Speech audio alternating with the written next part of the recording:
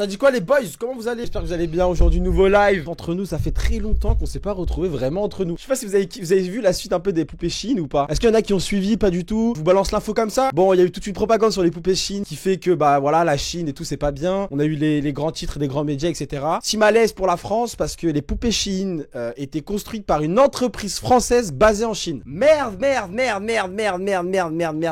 alors. Et surtout qu'elle s'appelle, bon bah elle s'appelle Doll France. C'est une entreprise mondialement connue hein, qui est française de A à Z. Elle est basée en Chine, donc elle paye même pas ses impôts en France. Je vous donne cette information là comme ça gratuitement parce que vraiment je me dis putain, on se tire une balle, vraiment on se tire une balle dans le pied en fait. Et donc c'est pour ça que vous entendez plus parler trop de Chine d'un coup parce que bon on s'est rendu compte que c'était Doll France. Ça s'appelle Doll France et en fait Doll France pour la vanne entre guillemets c'est pas drôle mais pour la vanne ils étaient connus bien avant Chine dans justement le resell un peu de poupées sexuelles et voilà donc ils ont tout un truc hein. Vous pouvez aller sur leur site, non pas du tout hein. Vous pouvez pas les acheter en France mais pour le coup ils proposent plein de choses comme les gars je vais vous le dire c'est dégoûtant, ils vendent que des petites filles, des enfants mineurs qui font une taille de entre 1m35 et 1m55 donc un petit peu réaliste un minimum quand même. Ce qui me dégoûte le plus c'est que vous pouvez choisir la taille de l'orifice hein. L'entreprise soit un cocorico j'ai envie de te dire mais tu peux choisir la taille des orifices donc tu peux choisir petit anus gros enfin voilà vous avez compris les gars j'ai pas envie de faire des trucs mais sachez que ça me rend triste parce que bon bah maintenant que c'est sorti cette information bah là il y a le monde entier qui est en train de se moquer d'eux. En fait il y a plein de fois où le monde entier rigole sur la France mais nous on le sait pas parce qu'on voit pas en fait. Mais Chine c'est chiant. Après moi je suis toujours cocorico hein. C'est juste ça me fait chier que ce soit français qui ait fait enfin voilà quoi. Pas touche à ma France c'est exactement ça franc-maçon pas touche à ma France quand même hein. Attention n'utilisons pas cet argument juste j'ai dit cocorico parce que ça m'a fait rire mais en vrai de vrai ça me fait chier. Je viens ça parle de taille d'anus down.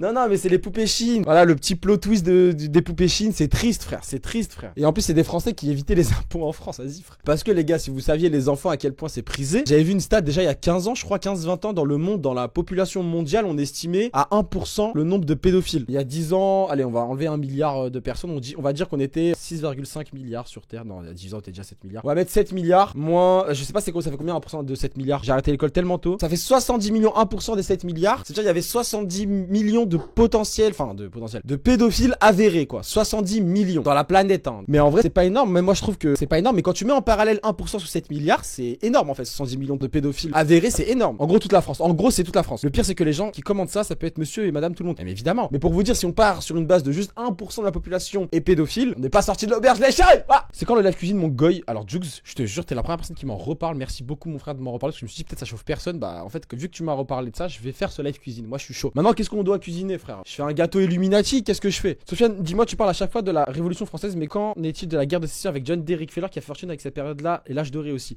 C'est super intéressant d'ailleurs. Tout ce qui est guerre de sécession, Napoléon, etc. Souvent c'est manipulé aussi.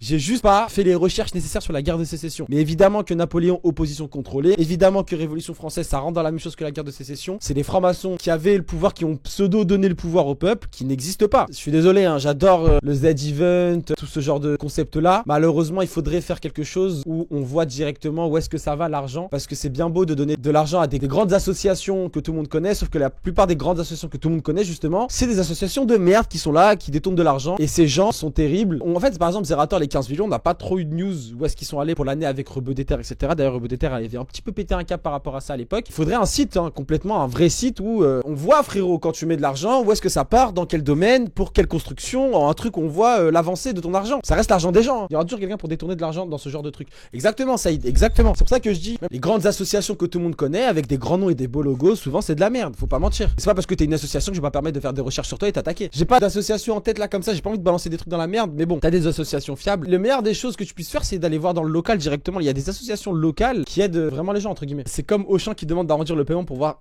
Non, mais exactement, Mirage. Quand vous allez faire vos courses, Carrefour, Auchan, Super U, n'importe quel endroit, et on vous demande d'arrondir pour les enfants malades, pour l'orphelinat, pour les SDF, pour n'importe quel type d'association, n'hésitez pas à appuyer sur la croix. Non, il faut jamais arrondir, les gars. Il ne faut jamais arrondir. Je vais vous expliquer pourquoi. Ces gens-là ne font pas cette chose-là dans le bien. Ils font pas ça vraiment bénévolement en mode vas-y, c'est bon, c'est pour les gens, etc. Non. C'est parce qu'à la fin, ils sont exonérés d'impôts et que tout l'argent qu'ils ont récolté pour les dons, et bah c'est déduit des impôts, donc ils ont beaucoup moins d'impôts à payer. Ils nous baissent littéralement partout, les gars. Ça n'existe pas la bienveillance dans ce monde, juste sachez-le. Donc quand vous êtes devant un TPE, la prochaine fois que vous êtes devant un TPE, vous penserez à ma vidéo ou à ce live et vous serez en mode non, j'appuie sur la croix et même la dame elle vous regarde pour les chiens battus. Non, appuie sur la croix, je t'en supplie, appuie sur la croix. Exactement, ça a été super intéressant ce que t'es en train de dire. L'URSSAF c'est une société privée, on se fait même baiser par eux, tout est privatisé en France. Entre Villepin qui vend les autoroutes, entre l'URSSAF qui se fait racheter, entre wesh, on vend le patriotisme pour à la fin en haut tout le monde vend tout dès qu'ils peuvent frère, dès qu'ils peuvent se faire un petit peu d'argent. Tous les chemins mènent à Rome au final, exactement, exactement. Tous les chemins mènent à putain de Rome. On parle de Sarko libéré. Alors, sachez un truc, l'IA Lia Sagan l'avait call sur Twitter pour ceux qui connaissent Zoé Sagan et tout le clan Sagan. Il l'avait call il y a 3 semaines à peu près. J'avais vu une news comme quoi Sarkozy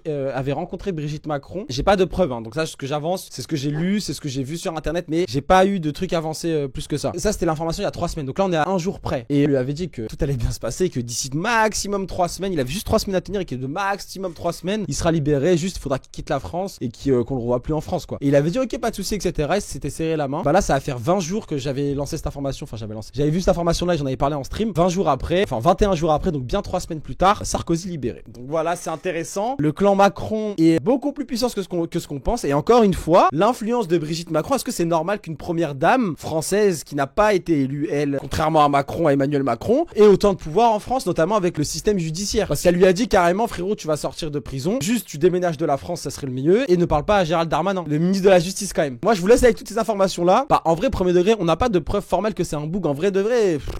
Si, hein, les Rothschild pensent quoi de Brigitte? Ils l'aiment trop. Pendant ce temps-là, le peuple préfère hate sur les Arabes et les Noirs. Mais c'est ça qui m'énerve. Mais c'est pour ça que les complotistes, c'est super intéressant. Parce qu'un vrai complotiste, mon gars, c'est pour ça que... Attendez, je vais revenir sur un truc. Moi, j'ai toujours dit que j'aimerais bien avoir... Moi, les gens que je vis, c'est les blancs entre 40 ans et 60 ans. Genre, vraiment pas nous, là. Pas ceux dans le chat, je pense. Mais ces gens-là, qui ont 40, 60 ans, qui sont catégorisés limite comme racelard à la première vue, tu les vois, tu dis, bon, lui, c'est un raciste. C'est des gens qui en ont rien à foutre de l'immigration. C'est des gens qui en ont rien à foutre que tu sois noir, blanc, musulman, chinois, etc. C'est des gens qui ont conscience que le problème de l'immigration a été créé par ces mêmes élites. Ces gens qui ont conscience que le vrai problème, ce n'est pas les Arabes et les Noirs, et qui sont plus en mode... Enfin, ils sont pas en mode... Le problème, c'est pas les Arabes et les Noirs. Ils sont plus en mode... Si c'était vraiment un souci, dans tous les cas, on en parlera plus tard. Venez, on règle le problème de cette putain de bactérie zioniste qui a infiltré l'État. Vous voyez ce que je veux dire? Et donc, moi, c'est ces gens-là que je cherche. Oui, nique le RN, évidemment. En ce moment, genre, à TikTok, ça parle des Tartariens, genre une ancienne civilisation. Tu connais bien sûr les Tartariens, les géants. C'est bien, ça a pris du buzz de baiser sur TikTok, les Tartariens. Mais il y en a plein, hein, des civilisations oubliées, géants. Patriotes quand c'est les minorités, mais pas pour les sociétés qui se privatisent. Ouais, mais c'est chiant. Le problème avec les délires complotistes, c'est la surveillance dont t'es victime après, c'est affolant.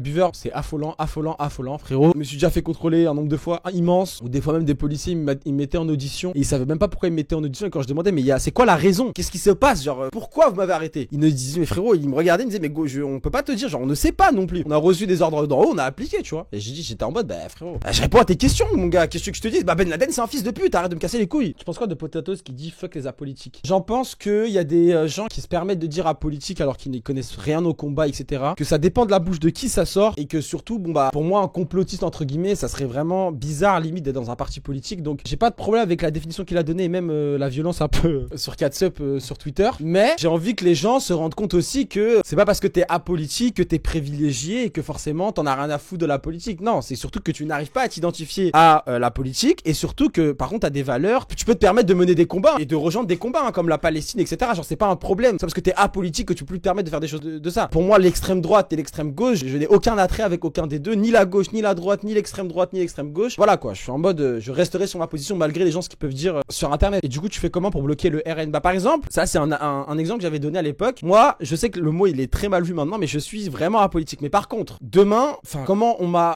parlé pour que j'aille voter? C'était simple les gars. On est venu me voir, on m'a dit frérot, il y a la gauche, il y a l'extrême gauche, il y a l'extrême droite qui sont à 2 doigts d'aller au pouvoir. Faut que tu fasses barrage à l'extrême droite. Moi, j'étais toujours en mode je vote pas, j'en ai rien à foutre. On m'a dit frérot, tu votes pas, le RN passe. Demain, liberté d'expression beaucoup, enfin les racistes vont beaucoup moins se cacher, même si là ils se cachent pas du tout, mais ils vont beaucoup moins se cacher, etc. Demain ta daronne va se faire arracher ton voile et parce que ça sera à cause de toi, parce que t'as pas voté, parce que le RN est passé. Et là j'étais en mode ok, là tu me parles quand tu me dis vote pour ça ou pour ça. Par contre voter parce que le programme, non ça je m'arrête là, ça m'intéresse pas. Mais comme j'ai dit, pour faire barrière, ça y a pas de souci, ça il faut y aller. Encore heureux, hein. Faut pas que le RN ou les extrêmes passent. Mais si c'est pour voter, voilà. Programme, ça n'existe pas du tout, tout est contrôlé, etc. Mais exactement. À la fin, c'est l'Europe qui domine. À la fin, que ce soit de l'extrême gauche, extrême droite, gauche, centre, gros, c'est la même chose. C'est pour ça que moi, la politique, ça m'énerve. Mais tu penses pas que les élections, c'est un moyen de faire croire au peuple qu'il a le pouvoir, mais en réalité, tout est truqué. Mais bien sûr, Romy, c'est mon avis principal sur la politique. Genre, à la base des bases, pour moi, c'est ça. Gros, tout est écrit d'avance. La gauche est plus côté, t'inquiète pas. En off, ils mangent tous ensemble. Mais Saïd, la droite, exactement. La droite, la gauche, l'extrême droite, l'extrême gauche. Hors caméra, les caméras, elles s'éteignent. Les gars, ils mangent ensemble, ils rigolent ensemble, ils sortent ensemble. Genre, tranquille. Ça s'appelle des collègues de travail. Juste, c'est celui qui aura le plus grand monopole. Mais tout est calculé, tout est dans un agenda beaucoup plus profond. Mais par contre, exemple, si demain tu te proclames anti-politique, enfin apolitique, et que t'as pas d'autres connaissances comme là j'ai en mode complotiste, en mode où je peux t'expliquer pourquoi la droite et la gauche sont manipulées, pourquoi depuis Charles de Gaulle la politique ça ne ressemble plus à rien, pourquoi droite gauche c'est la même merde à la fin, les mêmes tables mangent sur nous, etc. Si t'as pas ces arguments là, bah j'avoue c'est compliqué d'être apolitique. Dans ce cas-là, je sais pas ce que tu fais de ta vie, mon chéri. Mais moi je reste dans un combat un petit peu politique quand même, malgré que je suis un peu politique. Divisé pour mieux régner, c'est exactement ça. Il reste. Faut voir à la fac comment une meuf m'a agressé parce que j'ai apolitique, elle voulait me tuer. Non, mais ils ont réussi à mettre la politique au même niveau que le travail. Les débats politiques, ils ont réussi à mettre ça sur le milieu de la table de tout le monde. Et limite, tu vas à une soirée, si t'as des idées un peu, t'as peur de parler parce que tu vas dire, oulala, il va me catégoriser comme extrême droite, il va me catégoriser comme extrême gauche. Peut-être qu'il va penser ça de moi. Moi, j'en ai rien à foutre de la politique de A à Z. Ah non, genre la France doit quitter l'EU. Ah mais pour moi, la France doit quitter l'Europe. Je suis désolé si ça peut choquer certains que je dis ça parce que frère, vous savez que des fans de l'Europe, il y en a, waouh, genre les fans de l'Europe qui comprennent qu'on soutienne l'Ukraine, etc., qui comprennent qu'on soit embarqué dans des guerres alors qu'on n'a aucun rapport, que ça n'a aucun intérêt dans la poche des Français, dans l'État français, dans la vraie politique française, dans vraiment l'histoire du pays. Ça n'a aucun intérêt qu'on aille faire des trucs comme ça. Que ce soit Afghanistan, que ce soit Ukraine, que ce soit tous les conflits dans lesquels la France s'est mêlée à cause de l'Europe. Et bah, il y en a beaucoup plus que ce que vous croyez. Des gens viennent en message en m'insultant, en me disant t'es pour le Frexit, espèce de sale arabe de merde.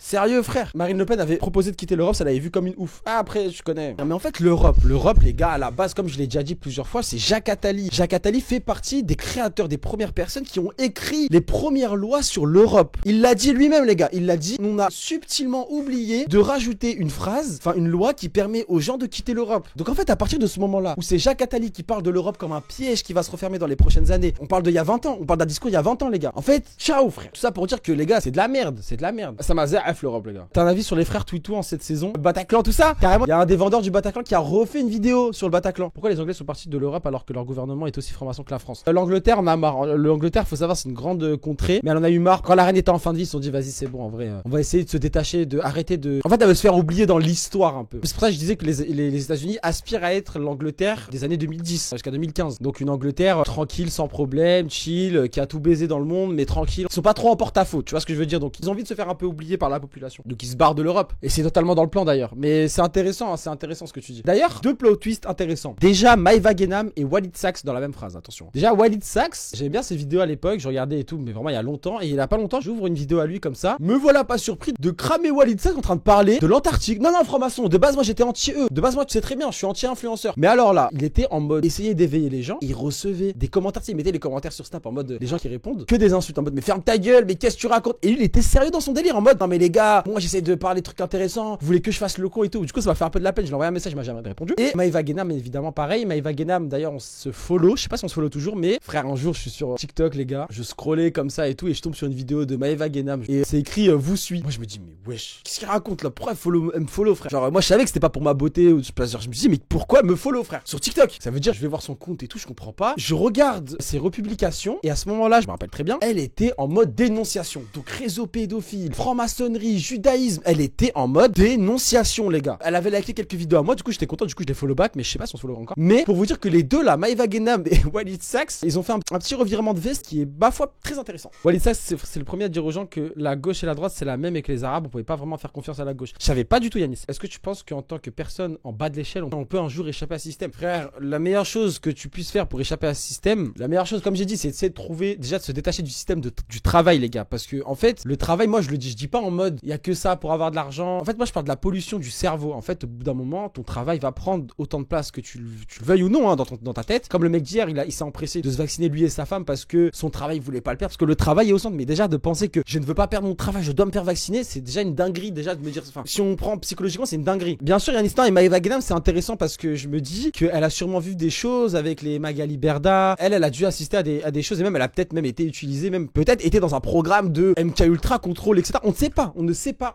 ce que les gens vivent. Et c'est pour ça que c'était intéressant, et c'est pour ça que je les follow back pour avoir son point de vue. Elle ne m'a jamais répondu, mais c'est quand même intéressant. J'ai trop hâte qu'elle voit ce message. Je crois que les influenceurs comme Masqué, Squeezie, Mister V font partie du plan. Non, je pense pas quand même. En fait, je dis ça parce que Masqué a carrément prédit Astro World. Ah, je suis mort de rire, gros. Je me suis jamais pensé sur le délire de Masqué. J'ai dit, moi, les influenceurs en mode Nasdaq, etc., Hashmi, et ces gens-là font partie du plan. Squeezie, Masqué, Mister V, etc. J'ai jamais eu d'informations sur eux, même si ça m'étonnerait pas qu'il s'est déjà fait approcher. Mais surtout Squeezie, pour moi, il a sûrement, sans le savoir, mais il y a sûrement des gens autour de lui qui sont vraiment pas bien intentionnés. Après, je pense qu'il s'y connaît mieux que moi, il doit faire attention. Et voilà. Voilà, c'est ça, Soupir. Le meilleur moyen de combattre ces élites-là, les gars, c'est de parler, de partager mes vidéos, de un maximum éveiller les gens parce que le bouche à oreille ne sera jamais moins puissant que les publicités, les gars. Le bouche à oreille, c'est une manière de communication qui existe depuis la nuit des temps. C'est la meilleure manière de communication qui existe depuis la nuit des temps. C'est celle qui prend le plus de temps. C'est celle qui est le moins fiable aussi. Mais pourtant, c'est celle qui est la plus forte. C'est celle qui, une fois que ça marche, une fois que la boule de neige est lancée, c'est celle qui fait le plus de dégâts à la finalité. Donc les chars d'assaut de publicité, de propagande, des millions, etc. Je vous jure qu'on peut le combattre si juste vous parlez un tout petit peu avec les gens autour de vous et que vous essayez de leur parler un petit peu en mode de ça dit quoi, ça dit quoi, ça dit quoi. Pense pas comme ça, frérot, nani nana, essayez de t'en renseigner sur ça. Juste en éveillant les gens, en poussant les gens à la réflexion et à la curiosité. Vraiment, je sais que c'est très balourd de dire ça comme ça, mais je vous jure, c'est vraiment l'essence même de la chose qui va les faire phaser en face. C'est ça qui va leur faire perdre le pied d'équilibre. Des gens qui réfléchissent. Parce qu'on est une population qui ne réfléchit plus. J'ai fait ça aujourd'hui, on m'a traité de folle. C'est pas grave, gros. Si on te traite de folle, arrête de parler avec la personne. Dans le sens où, n'allez pas comme un fou de la gare en mode devant la personne et dites-lui pas genre, frérot, tu fais de la merde, nanana. C'est pas intéressant. Parce que même toi, t'aimerais pas qu'on vienne, on te dise ça. Essaye juste de prendre la température. Genre, tu penses quoi du 11 septembre? Bon, après, la température est très très chaude là, mais vous m'avez compris. Genre, tu prends la température. Si tu vois qu'il est très réticent, qu'il est à fond dans son combat, etc., t'essayes un tout petit peu. Mais si tu vois qu'il veut pas parler avec toi, frérot, ne parle plus. Tu dis, tant pis, frérot. Tu sais, tu dis quoi? Tu dis, frère, nique ta mère, gros. Tu insultes ta mère, gros. C'est la seule fois où insulter les mères est autorisé dans l'islam. T'es le gros fou de la gare. Je rigole. Non, mais en vrai, tu l'insultes,